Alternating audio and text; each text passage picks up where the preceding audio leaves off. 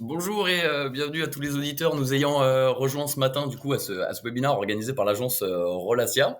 Ce matin, du coup, pour cette nouvelle édition du mois du CRM, on vous propose d'échanger 40-45 minutes, sur une thématique à très fort enjeu et puis notamment pour les retailers, à savoir comment bien construire, bien articuler ces opérations de Drive to Store et bien entendu comment mesurer le succès de ces campagnes-là. Un grand merci du coup à nos invités qui ont répondu présents à cette table ronde aujourd'hui. Galanterie oblige, Désiré, encore merci d'être avec nous ce matin. Je te laisse ouvrir la séance et nous dire effectivement du coup qui tu es. Oui, merci Nicolas. J'espère que vous m'entendez. Bonjour à toutes et à tous. Je suis responsable marketing chez Gap France et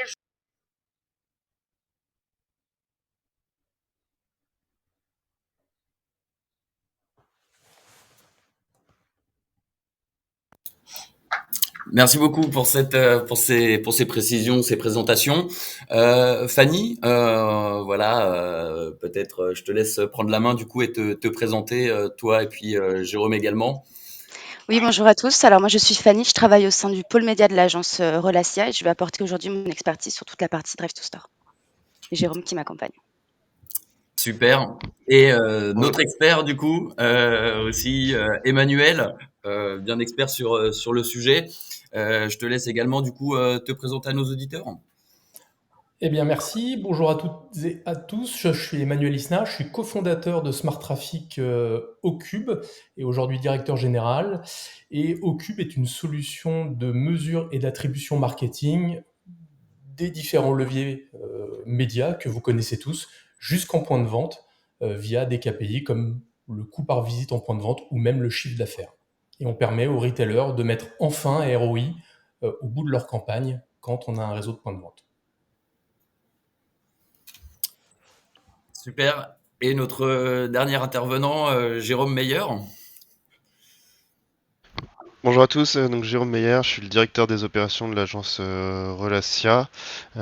Du coup, j'encadre la partie prod et média de l'agence avec Fanny. Et on va échanger aujourd'hui sur le sujet du Drive to Store. Exactement. Merci à tous du coup pour ces présentations.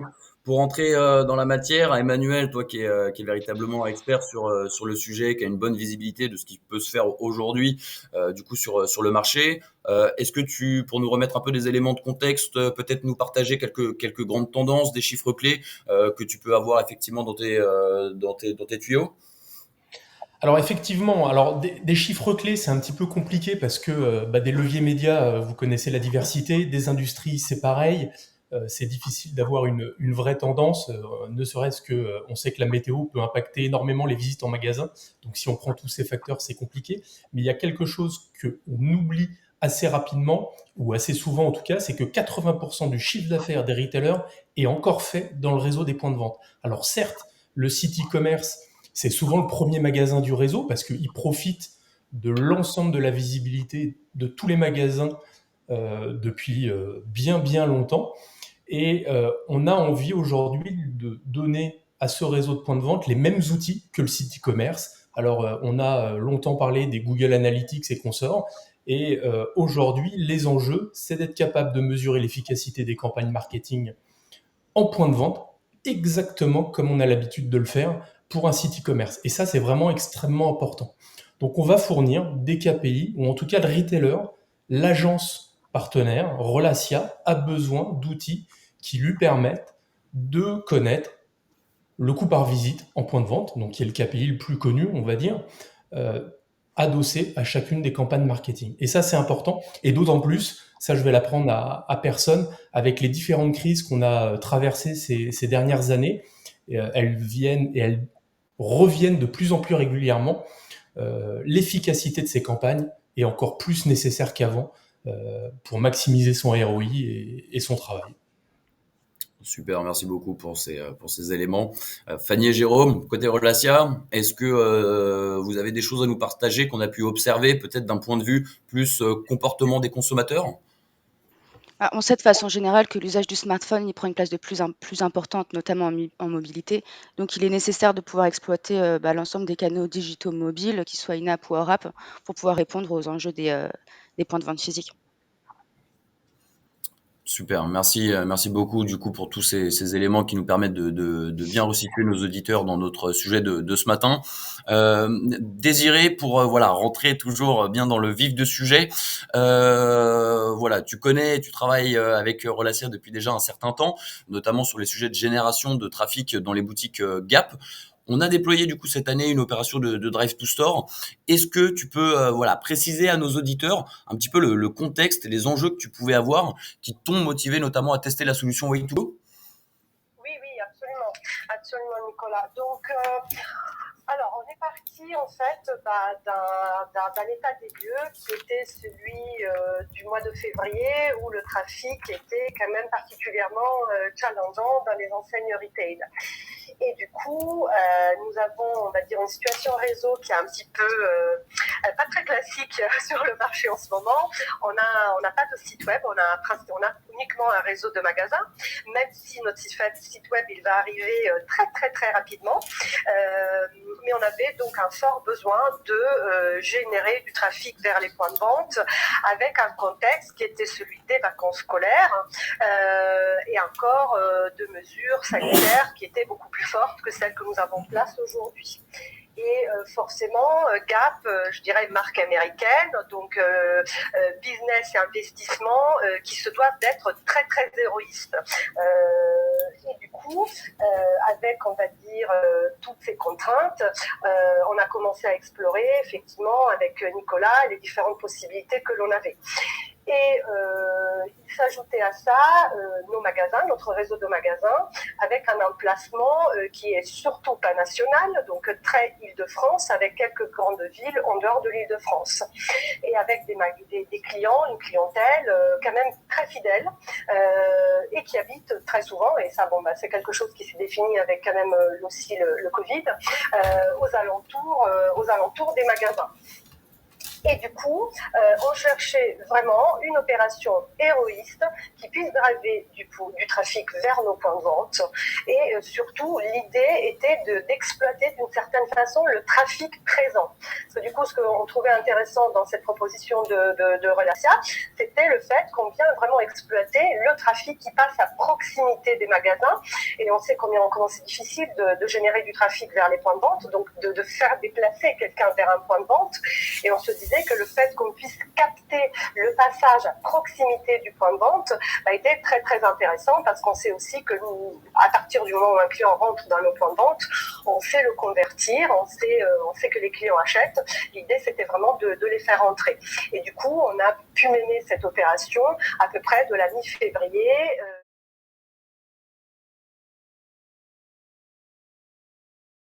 De l'Île-de-France. Super, merci beaucoup du coup Désiré pour ces éléments de contexte. En effet, on parle ici pour nos auditeurs un petit élément de précision de technique de géociblage qu'on dira de géofencing, pouvoir prendre la parole lorsque les gens sont véritablement à proximité, du coup dans un radius défini du point de vente dans lequel on souhaite générer du trafic. On reviendra bien entendu rapidement sur les résultats qu'on a pu observer, Désiré et Relacia sur cette campagne. Peut-être rapidement, Emmanuel, tu peux nous expliquer aujourd'hui quelles sont les méthodes, les technologies qui s'offrent à nous pour justement pouvoir traquer les visites en point de vente? Oui, complètement. Donc c'est vrai que sur la mesure en point de vente, il y a deux grosses technologies qui fonctionnent. La première, c'est le GPS, c'est celle qu'on a utilisée sur les campagnes Gap. Elle est assez simple à mettre en œuvre. Et on travaille sur des gros volumes de données, ce qui nous permet de limiter l'extrapolation. Parce qu'encore une fois, si on travaille sur un échantillon de 100 000 personnes, pour le ramener ou pour avoir quelque chose de représentatif au niveau national, potentiellement, va falloir le mesurer, le multiplier par un coefficient très important. D'accord ? Donc l'avantage du GPS, c'est qu'on est capable de déclencher une mesure en quelques jours. On le fait régulièrement ensemble pour différents clients et notamment Gap. Et on a un gros volume de données accessibles. On parle de plusieurs dizaines de millions sur le territoire national. La deuxième solution de mesure qui fonctionne très très bien, c'est la box. Alors la box, c'est un petit objet IoT qu'on va installer dans le magasin. Et là, contrairement au GPS, on a une précision au mètre près. Le GPS, on est sur une dizaine de mètres, une quinzaine de mètres de précision. La box, c'est 1 mètre. C'est-à-dire que quand la personne rentre dans le magasin, si on met cette box au niveau de la caisse, on sait que la personne, elle est rentrée dans le magasin avec une fiabilité de 100%. Néanmoins, la box a, alors j'ai envie de dire, 2 contraintes. La première, c'est de la déployer. Il faut réussir à intégrer le réseau dans le dispositif. Et la deuxième, c'est la brancher. Mais j'ai envie de dire, à partir du moment où on a une prise dans le point de vente, ça se fait extrêmement rapidement. Juste à titre d'exemple, pour déployer 200 boutiques, il nous faut environ 4 semaines. Merci beaucoup. Ouais. Du coup, on comprend bien qu'il y a. Précision, Ouais. la spécificité de Ocube, c'est de cumuler les deux technos en une seule. Soit on fait du GPS, soit on fait du GPS et de la box, ce qui permet de mixer entre précision, fiabilité et facilité de déploiement.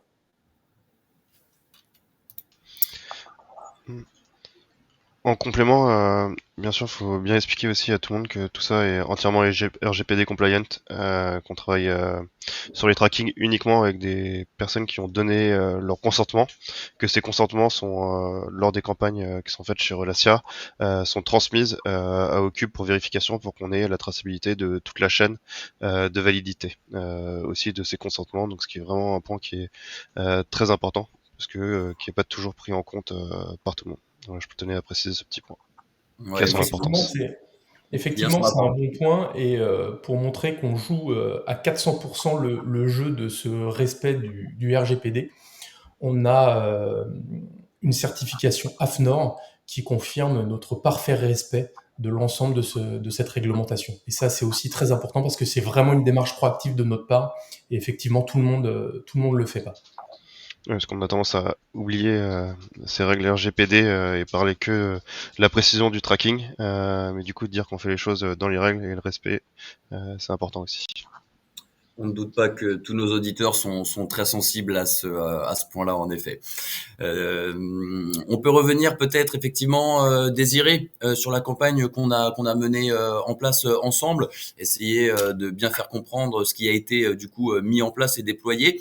Peut-être que tu peux nous préciser du coup le message, l'accroche que tu as pu pousser à tes communautés, du coup pour les inciter à pousser les portes de tes magasins, et voilà, et comment le levier qui a été retenu, activé, a permis notamment de répondre à cet enjeu-là. Oui, il est vrai que sur cette période, de façon un peu traditionnelle, on avait l'habitude d'être assez agressif au niveau promotionnel pour booster le trafic. Mais cette fois-ci, effectivement, au vu de l'outil et de sa flexibilité, on a pris un autre parti pris, et c'était effectivement celui d'avoir une prise de parole un peu plus institutionnelle, un peu plus de marque, et donc de jouer d'une certaine façon sur la visibilité de la marque et ses produits iconiques, afin effectivement de driver ce trafic. Et du coup, comme on était effectivement sur une communication un peu plus de marque, ce qui nous a semblé être on va dire la déclinaison la plus appropriée, c'était un carrousel animé, du coup, qui venait en interstitiel, et avec surtout un bloc géolocalisé. Justement, l'idée, c'était de se dire, on a défini ensemble un rayon en mètres, donc on ciblait vraiment des clients qui étaient à proximité des points de vente, et à ce moment-là, l'adresse du point de vente s'affichait avec la possibilité effectivement de voir même le chemin à parcourir pour le client pour se rendre au point de vente. Donc quelque chose d'assez visuel, très fort d'un point de vue de communication de marque, avec un call to action qui était vraiment direct à driver du coup le client vers le point de vente. Et on a aussi joué la carte d'indiquer des points prix, donc des points prix sur les carousels par rapport du coup à ces produits qui effectivement font la renommée de Gap et que tous nos clients et même ceux qui ne sont pas forcément encore nos clients connaissent de toute façon. Une véritable mise en avant du coup des iconiques, on peut dire, du coup de la marque. Exactement. On a vraiment visé les jeans, les logos et les t-shirts, donc les produits en fait qu'on lance souvent sur cette saison entre février et avril. Super. Si du coup on s'attarde un petit peu sur tout ce qui va être les performances, les enseignements à tirer de cette collaboration, peut-être Fanny et Jérôme dans un premier temps pouvoir nous expliquer rapidement comment on a réussi à optimiser un peu les performances dès le début et tout au long de l'accompagnement et du coup quels enseignements on a réussi du coup à tirer de cette opération-là. Oui, alors effectivement, pour rebondir sur ce que Désiré disait, on a répondu déjà au premier enjeu de Gap qui était la génération de trafic en magasin. On avait un réseau de points vente et on a réussi à pouvoir driver du trafic autour de ceci. On a également pu répondre à un deuxième objectif qui vient juste après, qui est la notoriété, parce que finalement l'interstitiel, il est vu par des milliers de personnes, donc il est important pour nous de pouvoir développer un interstitiel qui sera du coup optimisé pour le mobile, avec du coup, comme le disait Désiré, un bloc géolocalisé très important. Et ce qu'on préconise et ce qu'on aime faire sur ce genre de campagne, c'est de pouvoir rentrer dans une logique d'A/B testing. Donc on va pouvoir A/B tester premièrement des créas. Pourquoi? Pour pouvoir vérifier du coup quelle communication a été la plus réactive, pourquoi, et en tirer des conclusions. Et A/B tester également du coup des segments différenciants. Donc on va venir adresser du coup des ciblages différents pour du coup cette même opération et vérifier ainsi quel est le ciblage qui a disposé d'un reach le plus important, pourquoi, quel est celui qui a généré le plus de visites en magasin, quel est celui qui a été le plus réactif. Et donc on va pouvoir tirer des conclusions du coup d'A/B testing créa, segment, et donc reach, volume disponible par segment et par point de vente. Fanny, est-ce que tu peux préciser peut-être à nos auditeurs ce que tu appelles du coup un bloc géolocalisé? Oui, bien sûr. En fait, sur notre interstitiel, donc qui va prendre l'entièreté de l'écran quand on navigue sur les applications, on va pouvoir avoir le premier bloc avec le logo Gap, un joli carrousel produit pour faire comprendre du coup à l'utilisateur tout de suite de quoi on parle, quels sont les produits qui est Gap. Et ensuite, on va avoir un joli bloc géolocalisé. Donc ici, c'est un bloc type votre magasin Gap à 200 mètres avec le CTA j'y vais, et puis en dessous, du coup, le partage de l'adresse du magasin, du dit magasin. Donc en fait, ça permet vraiment de pouvoir donner un message direct à l'internaute, quoi, au mobinaute. Le magasin Gap se situe à 200 mètres, il faut y aller, je clique, j'y vais et je me rends à mon magasin. Ouais. En fait, pour aller plus loin pour continuer plutôt sur ce bloc, en fait, on gère la localisation du Muminote et c'est grâce à ça qu'on peut lui dire à combien de mètres et où est le magasin le plus proche. À savoir qu'on a plusieurs types de redirections possibles aussi, ça dépend des campagnes et des besoins. Soit on va rediriger sur la fiche Google du magasin avec l'itinéraire directement, soit on peut aussi créer des store locators dans lesquels en fait on va afficher les magasins les plus proches pour laisser un choix au mobinote de choisir là où il souhaite aller finalement. Voilà, Super. c'était juste une petite précision. Ouais, donc on comprend que ça permet notamment ce bloc géolocalisé de venir fluidifier un maximum aussi le parcours entre la prise de parole et le fait véritablement que les gens se rendent du coup dans le point de vente. En expliquant, Ouais. voilà, tu es juste à 5 minutes, tu es à 5 mètres, et du coup, mieux les inciter du coup à vous rendre visite aussi dans les points de vente. Ouais, et Super. ce qui est un petit point juste qui est important, qu'on oublie assez souvent aussi quand on fait du drive to store, en fonction des marques et des besoins, forcément vous êtes dans la rue en train de vous balader, on vous dit qu'il y a un magasin à côté, vous n'allez pas forcément arrêter tout ce que vous êtes en train de faire pour aller dans ce magasin. Enfin, ça dépend des marques, par exemple on avait travaillé pour McDonald's, pour le coup, aller faire un détour pour acheter une glace, ça très clair, un détour ou même sur son chemin aller acheter une glace, ça peut très bien marcher, mais pour d'autres marques comme de l'optique ou des choses comme ça, typiquement, si on est en train de faire son petit shopping ou sa balade du dimanche, on va pas s'arrêter dans le magasin juste à côté.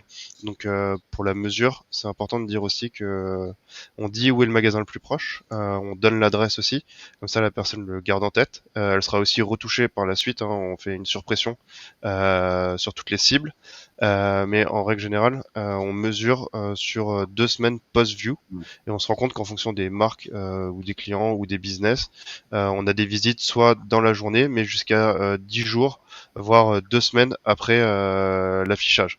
Donc c'est assez important quand on parle de drive to store, de se dire que c'est pas parce que on affiche en interstitiel aujourd'hui que la personne va tout de suite se précipiter en magasin. Donc voilà, c'était juste une petite précision parce que souvent on nous pose cette question-là et on nous dit mais du coup les gens ont détourné leur trajet ou leur shopping ou leur petite balade du jour. Non, c'est pas forcément le cas. L'idée c'est bien de le garder en tête, de montrer le magasin le plus proche, de potentiellement retoucher sur les jours qui suivent pour faire une petite surpression et d'emmener la personne en magasin dans les jours suivants. Voilà. Et on est bien sûr capable de mesurer ces visites. Nous, on fait du 2 semaines post-view par défaut. Donc, ce qui veut dire, c'est qu'une fois que la personne a vu l'interstitiel, on va mesurer pendant 2 semaines ce qu'elle fait pour voir si elle vient en magasin ou non. Voilà, c'était une précision qui pouvait avoir son importance. Super, tout à fait, Jérôme. Désiré, de ton côté, quel bilan tu peux faire de cette opération du coup Gap et Way2Go? Alors déjà, là, effectivement, la plateforme de tracking que Jérôme et Fanny ont pu partager, c'est vrai que voilà, les données sont très simples à lire. On n'avait pas énormément de points de vente, donc je pense qu'un classement c'est vite défini. Et en le matchant avec nos données de trafic, de KPIs en interne, on s'est vraiment vite rendu compte qu'effectivement, il y avait une vraie correspondance entre les performances en termes de trafic de vente des points de vente qui se trouvaient tout au haut de la liste de tracking. Voilà, donc on a clairement vu l'effet dès l'opération live, même si, comme Jérôme le disait, effectivement, il peut y avoir dans certains cas, et surtout pour certains points de vente, peut-être un effet un peu plus retardé dans le temps. Mais on le savait, c'était un peu aussi notre choix du coup d'avoir cette approche de communication un peu plus institutionnelle et non pas promotionnelle. Voilà, nous on est rassurés parce que c'est vrai que la façon dont on avait travaillé à l'entreprise ensemble, voilà, on était quand même toujours sur quelque chose de l'ordre du promotionnel, donc on venait souvent pousser une promotion. Et là, on a pu vraiment tester une autre opération, on a pu vraiment parler de la marque, parler des produits, mettre en avant les points de vente. Et voilà, et du coup, on est vraiment ravis. En plus, c'était une toute première fois. Donc, c'est vrai quand même en termes de ciblage, on a eu, on a testé plusieurs choses, mais on a clairement dépassé les objectifs qu'on s'était fixés ensemble. Et le fait d'être du coup sorti aussi de cette logique promotionnelle et d'avoir pu tester une autre approche, pour nous ça a été très très important et aussi probant parce que du coup on a vu quand même une très bonne réactivité de la part des clients. Voilà, donc sur un premier test où effectivement on sortait un peu de ces approches, voilà, très promotionnelles. On est ravi également effectivement de voir que l'accroche, que le message institutionnel avec les produits iconiques a également fonctionné et a aussi donné envie aux communautés de vous rendre visite directement physiquement aussi. Merci du coup Désiré effectivement pour ces précisions. Du coup côté Ocube et de notre côté également Relacia, vous l'aurez compris, du coup on travaille ensemble main dans la main sur ces logiques d'activation géolocalisée et bien entendu comment mesurer au mieux la performance. Jérôme et Emmanuel, à quelle évolution du coup on peut s'attendre pour la suite? Quelles sont un peu les pistes que vous êtes en train d'explorer? Alors, je vais prendre la parole, Jérôme, si tu me permets. Donc, la première, effectivement, c'est de gagner en précision en rajoutant les fameuses Smartbox. Donc, on serait, en plus de la quantité de données GPS, axé vers la précision des box. Donc, ça, c'est déjà un premier item qui est assez intéressant. Le deuxième, c'est encore d'optimiser les ciblages. Fanny en parlait tout à l'heure avec les tests AB, par exemple sur les segments. Ça, c'est quelque chose qui fonctionne très très bien au travers de la plateforme. Il y a 2 segments d'appétence qui sont ciblés. Au bout de quelques jours, on est déjà capable de restituer en quasi temps réel les résultats dans la plateforme. Et là, vous pouvez rebasculer l'ensemble du budget sur telle ou telle campagne, ce qui permet encore d'augmenter la performance de cette dernière. Ça, c'est vraiment quelque chose qui est intéressant. Et je pense que une des solutions qui peut être aussi assez pertinente. On parlait souvent, et on a depuis le début parlé de coût par visite en point de vente. On peut aller aussi travailler sur l'incrément que génère telle ou telle campagne en travaillant sur une zone exposée, une zone non exposée, ou en tout cas un segment exposé, un segment non exposé, et comparer les visites de chacun de ces deux segments pour voir uniquement le delta entre les deux. Et ça permet aussi de montrer qu'il peut y avoir du trafic naturel qui vient au quotidien. Et c'est pour ça qu'il y a des gens qui rentrent dans les magasins même sans être exposés à une publicité. Et à côté de ça, une pression publicitaire peut les faire revenir plus souvent ou en tout cas créer cette première visite qui va découler à un achat. Ouais, bah t'as bien expliqué les différents points. Et aussi pour aller plus loin, il y a les leviers qu'on a activés pour cette campagne, typiquement on peut en activer d'autres. Donc là c'était vraiment du du RTB géolocalisé, donc en in-app ou en hors-app. Donc on avait des ciblages avec soit avec de la data qu'on achetait, du coup soit avec des SDFA, des guides, tous les éléments in-app, mais aussi via des cookies. Au niveau de la data, donc pour aller plus loin aussi, après que ce soit avec Gap ou avec d'autres clients sur lesquels on travaille déjà, avec Ocube, on a aussi la possibilité de traquer les visites en magasin, mais sur d'autres leviers. Donc on le fait beaucoup sur du SMS, notamment géolocalisé. On est en capacité de mesurer du coup les visites, mais aussi Ocube a la capacité, donc ça c'est un plus grand travail, mais de traquer tous les leviers, donc le trafic sur le site web, le trafic sur les réseaux sociaux, donc ça aussi on a déjà travaillé ensemble là-dessus, ce qui permet après de réunir l'ensemble de ces leviers, d'avoir une vision 360 et du coup de pouvoir savoir où la personne a été touchée en premier, est-ce que quel a été le dernier clic, est-ce qu'elle a été touchée plusieurs fois sur plusieurs leviers, sur plusieurs réseaux sociaux, etc. Et de cette façon en fait on est capable de suivre au maximum le parcours. Donc une cible par exemple a vu un inter, mais elle a aussi reçu un SMS. Du coup elle est sur le site internet du client. Sur ce site, elle a été retargetée par un email retargeting, et c'est à partir de cet email finalement qu'elle est passée à l'acte d'achat. Donc en fait, ça permet d'avoir une vision complète et 360 de ce que peut faire une cible, et du coup de traquer vraiment jusqu'au last click ce qui génère le chiffre d'affaires et le ROI du client finalement. Super. Emmanuel, est-ce que tu confirmes du coup tout ce qu'explique Jérôme? Tu as peut-être des choses à ajouter ou Bien sûr, je suis complètement conquis par cette vision de l'analyse des différents leviers. Une chose est sûre, c'est que le fait de mesurer sur une fenêtre d'attribution qui soit de 1 semaine, 2 semaines ou 4 semaines l'ensemble des interactions permet vraiment à la marque, à l'annonceur, de déterminer le mix marketing qui va le mieux fonctionner. Et ça, c'est extrêmement important. Si on ne fait pas de mesure en point de vente, si on ne mesure pas un maximum des leviers qui sont utilisés pour générer ces visites, on passe toujours à côté de quelque chose, et c'est uniquement en ayant cette vision transverse qu'on met en œuvre ensemble avec Relacia qu'on est vraiment capable d'optimiser et de déterminer le mix marketing le plus efficace pour telle ou telle industrie ou tel annonceur. Exactement. Merci beaucoup du coup pour tous ces éléments. Donc on l'aura bien compris, hein, le succès aujourd'hui d'une opération de Drive Booster, il réside bien entendu dans l'articulation des meilleurs leviers à activer avec l'expérience utilisateur enrichie à proposer également là où du coup relâchera sa force de proposition pour faire les meilleures recommandations justement sur ces deux aspects-là.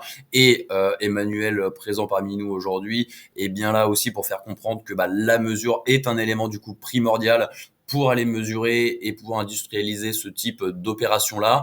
Voilà pour conclure peut-être Emmanuel, du coup les challenges côté Smart Traffic et Ocube à venir et actuels, c'est lesquels ça va être du coup de ton côté? Alors le premier, c'est effectivement d'être capable de mesurer l'ensemble des leviers qui peuvent être utilisés par un retailer. Ça, c'est déjà, j'ai envie de dire, le postulat de base. La deuxième, c'est de les mesurer avec la même efficacité pour qu'on puisse vraiment les comparer. Et enfin, la troisième, c'est de toujours avoir suffisamment de data sur laquelle travailler, toujours aller en chercher plus, toujours rajouter de la précision pour que effectivement la mesure qu'on vous mette à disposition soit la plus représentative sur le marché national. Tout en Super. restant RGPD, Ouais. évidemment. Et on l'aura bien compris, ça reste un élément, très important. Merci du coup à tous pour vos interventions, explications. Je suis persuadé que ça apporte plein d'éléments de réponse également à nos auditeurs. À qui du coup on va peut-être pouvoir laisser la parole si jamais effectivement les gens qui nous écoutent ce matin ont des questions. Alors bien entendu, on se tient à votre disposition pour pouvoir creuser vos différentes sujets, réflexions. On peut se donner quelques minutes si effectivement certains d'entre vous peuvent avoir des questions.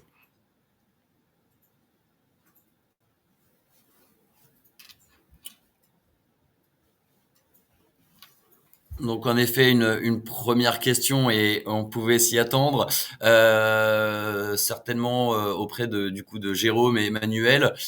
Quels vont être du coup les coûts par visite qu'on va pouvoir observer des tendances, hein, un chiffre moyen que l'on va pouvoir observer du coup sur la visite en point de vente. Du coup, je vais laisser Fanny répondre à cette question qui maîtrise parfaitement et qui enchaîne les campagnes en ce moment. Mais un début de réponse, c'est qu'on trouve il y a des chiffres marchés qui existent sur lesquels en général quand c'est des nouveaux secteurs qu'on n'a pas encore fait, même si maintenant on a touché quand même à la plupart des secteurs sur nos campagnes, on peut se baser. Mais du coup, en règle générale, on se situe entre 20 et 30% en dessous des chiffres qu'on trouve, des chiffres marchés sur nos campagnes, parce que on va chercher des ciblages très précis avec Fanny. Fanny, je sais pas si tu pourrais peut-être nous donner d'ailleurs une idée un peu des ciblages, des choses qu'on allait chercher, qui sont peut-être un peu complexes ou des choses qui reviennent régulièrement. Je pense que ça peut intéresser aussi, plutôt que de faire, on fait du tout venant, bien sûr, mais aussi au-delà de ça, on va chercher des ciblages, que ce soit en cookies ou en in-app. Donc si tu as quelques petites idées ou des segmentations un peu dont tu peux nous parler, qu'on fait, ou des ciblages qui fonctionnent bien, ça peut peut-être intéresser aussi les auditeurs. Ouais, effectivement, comme tu le disais, on a le géofencing qui fonctionne toujours très bien. Puis après, en fonction du client et de la campagne, on va pouvoir aller chercher un ciblage un peu plus infinitaire. Alors, il peut être socio-démo en fonction du profil du client. Ça peut être un homme, une femme de plus de 35 ans, de plus de 45 ans. Ça peut être aussi des ciblages en fonction enfin, des ciblages géolocalisés, donc des personnes s'étant déjà rendues dans certains points de vente, dans des points de vente, enfin, dans des magasins concurrents également. On peut aller travailler aussi ce ciblage guérilla qui fonctionne assez bien. On peut même cibler aussi des personnes s'étant déjà rendues dans son propre point de vente. C'est des choses qui sont possibles aussi. Donc voilà, on peut aller aussi chercher. Donc on a deux types de ciblage, hein. On peut venir chercher des ciblages dans l'univers in-app, donc qui vont représenter tout ce qui est guide, etc. Puis on va aussi pouvoir aller chercher des audiences plutôt cookies. Et donc là, on va pouvoir rentrer aussi dans des ciblages intentionnistes. Voilà, en fonction du besoin du client, hein, un intérêt à un type de produit particulier, un intérêt à un achat voilà, de lunettes, de t-shirts ou autre. Donc on a vraiment une granularité qui peut être assez intéressante, que ce soit socio-démo, que ce soit intérêt, que ce soit intentionniste ou que ce soit personne s'étant déjà rendu dans un point de vente X ou Y. D'ailleurs, pour les points de vente, un point auquel on pense pas souvent, mais il y a des marques avec qui on travaille, qui sont référencées dans des magasins. Finalement, typiquement, on avait une marque de colle qui était référencée dans certains magasins spécialisés. Eux, c'était assez marrant parce que du coup, on ciblait les personnes qui étaient dans le magasin pendant qu'ils y étaient, en fait. Et on faisait la promotion de leurs produits, en fait, au sein du magasin. Donc le but c'était de générer du chiffre d'affaires et de l'achat, de la connaissance aussi tout simplement du produit pour les personnes qui sont dans le magasin, parce que du coup dans un magasin de bricolage, on sait que les gens sont appétents par défaut parce qu'ils font du bricolage, ils peuvent utiliser le produit et du coup on faisait une promotion directement au sein même des gens qui étaient dans le magasin pour ces produits. Donc la géolocalisation peut aussi servir à ça. Donc bien évidemment on calculait pas les visites pour cette campagne directement, mais ça peut être aussi des applications de ces campagnes géolocalisées. Super, merci beaucoup pour ces éléments de réponse. On a une autre question du coup qui va concerner tout ce qui va être effectivement l'uplift Alors peut-être pouvoir préciser alors ce que c'est qu'un uplift et peut-être expliquer comment on parvient à le mesurer.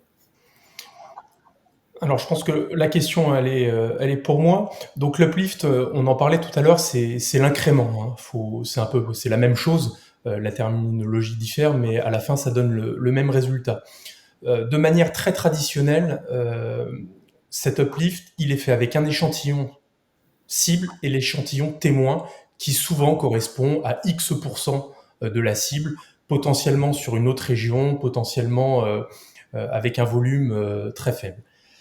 Ça fonctionne. Et après, on fait la différence entre le trafic qui provient de cet échantillon cible et le trafic qui provient de l'échantillon témoin. Et on calcule le pourcentage de différence. Et c'est ça l'uplift. Okay, sauf que la problématique, c'est que le taux où l'échantillon témoin est souvent très très faible versus l'échantillon cible. Donc déjà, il peut y avoir un biais. Souvent, comme la cible, on essaye de la maximiser pour optimiser le trafic en point de vente, on va prendre l'échantillon témoin sur une autre région, sur une autre ville, qui n'est pas toujours forcément représentative.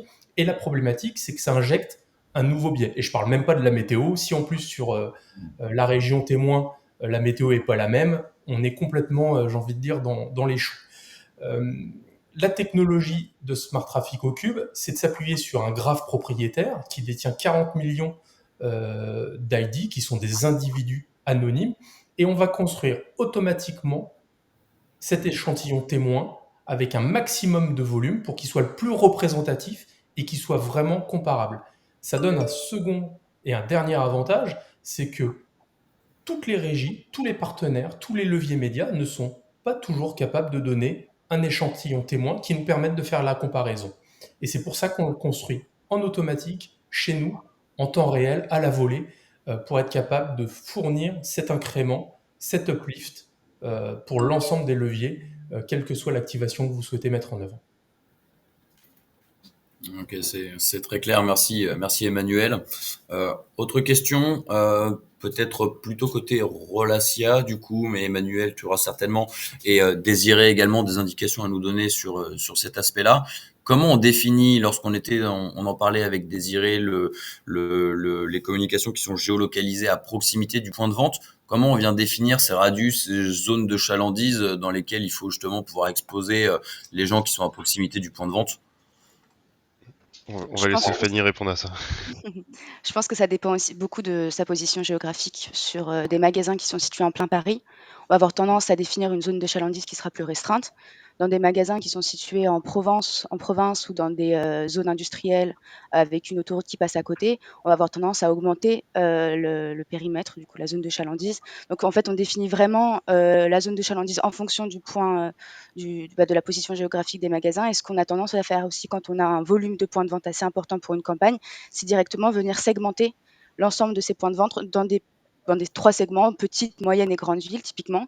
Donc ici, on va pouvoir venir rassembler l'ensemble de nos points de vente par typologie et pouvoir aussi driver un petit peu et optimiser la campagne en fonction de ces points de vente et surtout acquérir des learnings sur, voilà, finalement, on s'est rendu compte que le segment petite ville générait un nombre de visites impressionnant avec un coût par visite incroyable, alors qu'on pensait que c'était les grandes villes. Pourquoi? Voilà, on peut tirer des conclusions et vraiment avoir de bonnes insights sur ces segmentations géographiques. Et effectivement, ça dépend beaucoup du point de vente, enfin de sa position. Ouais, donc ce Ouais, sera vraiment d'ailleurs, pour là les. un peu l'implémentation du géographique du coup du point de vente. Ok. Oui. Ouais, et du coup, pour les villes, en général, soit on réfléchit en temps de trajet à pied, soit en nombre de mètres des points de vente. Super. On ne doute pas, Emmanuel, que du coup, ce serait possible du coup d'aller mesurer la distance parcourue par un utilisateur jusqu'au point de vente. Alors effectivement, comme on est capable, alors c'est quand même un peu plus compliqué, mais comme on est capable de mesurer de la même façon le temps entre l'exposition publicitaire et l'avenue en point de vente, ce qui permet aussi de vous fournir des données type le SMS est très réactif versus l'INAP qui met 2-3 jours de plus pour générer du trafic, on peut parfaitement être capable d'utiliser la solution pour connaître de façon assez précise la provenance de l'ensemble des visiteurs et ça vous permet vous aussi derrière à l'annonceur aussi de redéterminer, de corriger la zone de chalandise a posteriori par rapport à la campagne qu'on a mis et que vous avez mis en place. Super. Eh bien, merci à tous. J'ai pas l'impression qu'il y ait d'autres questions. Comme évoqué, il faudra pas hésiter à nous contacter si vous avez d'autres besoins de précision. On va pouvoir clôturer du coup notre table ronde de ce matin. D'autres sessions seront à prévoir sur les jours, semaines à venir, et on espère pouvoir continuer de vous compter nombreux. On organise également un petit déjeuner cette semaine avec la FDJ qui sera du coup un intervenant aux côtés de Relacia, et on ne manquera pas de se tenir à votre disposition comme évoqué si vous avez la moindre question. Petit lapsus, c'est NJ et pas FDJ. Pour le petit déjeuner. Tout à fait. Mais on vous attend quand même avec grand plaisir. Exactement. Donc merci à tous. Désiré, merci beaucoup pour de nous avoir rejoints ce matin. Emmanuel également. Au plaisir de se revoir très bientôt, notamment sur de prochaines campagnes. On vous souhaite à tous du coup une excellente journée et on vous dit du coup à bientôt. Bonne journée à tous. Merci Merci à vous. beaucoup, Constant. Au revoir.